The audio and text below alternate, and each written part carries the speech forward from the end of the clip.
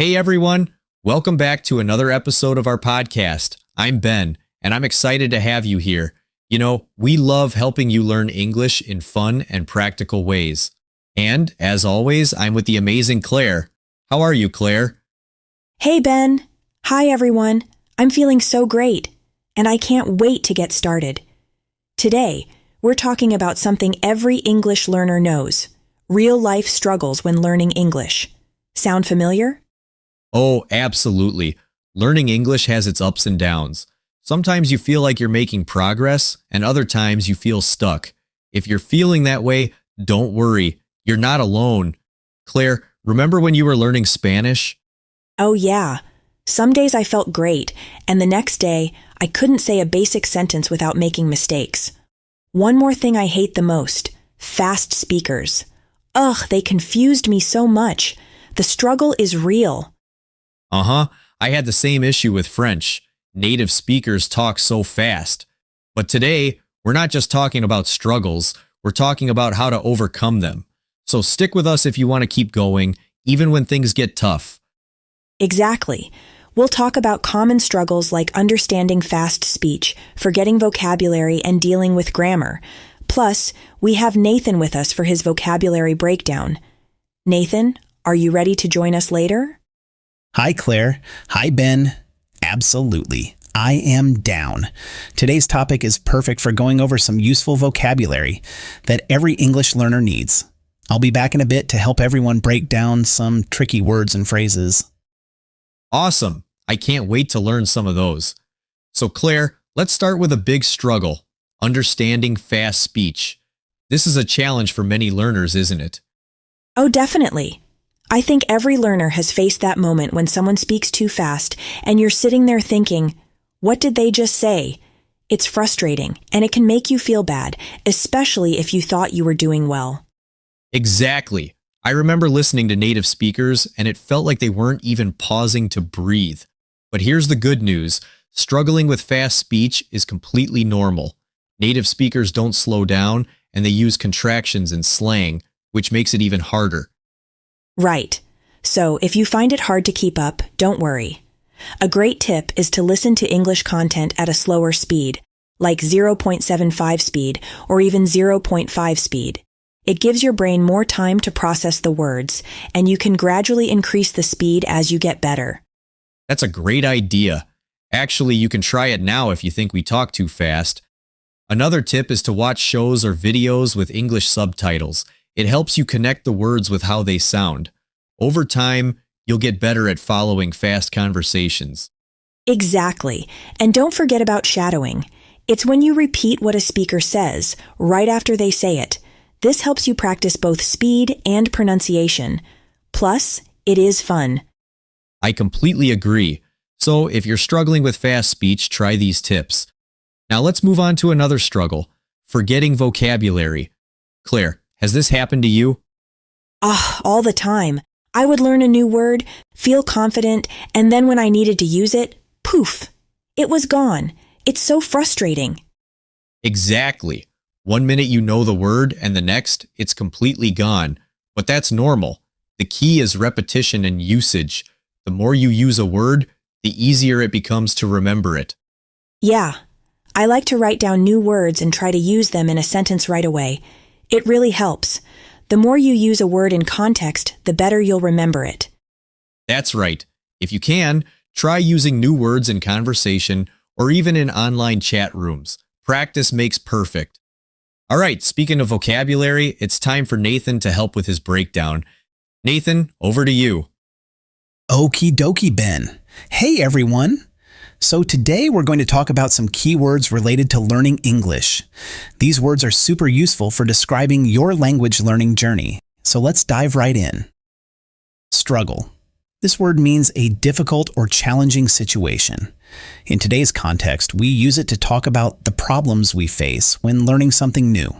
For example, learning English can be a struggle, especially when it comes to understanding fast speech. Fluent. Being fluent means you can speak or write a language easily and accurately. It's what most English learners aim for. Here's an example. I want to become fluent in English so I don't have to watch this channel over and over again. Shadowing. This is a language learning technique where you repeat what a speaker says immediately after hearing it. It's great for improving pronunciation and listening skills. For example, I practice shadowing by listening to podcasts and repeating what the speaker says. Repetition. This word refers to doing something over and over again. Repetition is a key part of learning new vocabulary or improving pronunciation. For example, repetition helps me remember new English words. That's it for now. I'll be back later with more vocabulary. Keep these words in mind and try to use them in your practice. Back to you, Ben and Claire. Thanks, Nathan. So helpful. But please ignore the example of being fluent. Even if you already fluent, please keep watching our channel. Nathan is just being Nathan. Now let's talk about grammar. Claire, I think grammar is one of the hardest parts of learning English. Oh, absolutely. I think it's the most complicated for learners. English has so many rules, and even more exceptions. It can feel overwhelming. You can study the rules, but then native speakers often don't follow them perfectly. The key is to not worry too much about being perfect. The most important thing is to communicate. If people understand you, that's what matters. That is true. Focus on being understood. You can always improve your grammar later. If you find a specific part of grammar difficult, like tenses or prepositions, focus on that. Practice a little each day. Yes, and don't forget to expose yourself to English as much as possible. The more you read, listen, and speak, the more natural grammar will become. It doesn't have to be stressful. Exactly. And speaking of practice, let's talk about another challenge, finding someone to practice with. A lot of people struggle with this. Right. That's a big one. People say, I don't have anyone to practice with.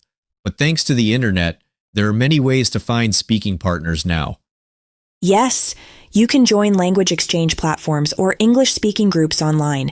Even commenting on YouTube videos or social media posts in English helps. There are so many ways to practice now. Absolutely. And don't be afraid to make mistakes. The more you practice, the better you'll get. Yep, and if you can't find anyone, you can still practice alone by speaking out loud or recording yourself. It helps you build confidence and track your progress. Definitely. Speaking of progress, another big challenge is staying motivated. Learning a language takes time, and it's normal to feel tired or frustrated sometimes. Yes, motivation comes and goes, but habits are what really help. Try to make English a part of your daily routine, even if it's just for 10 minutes a day.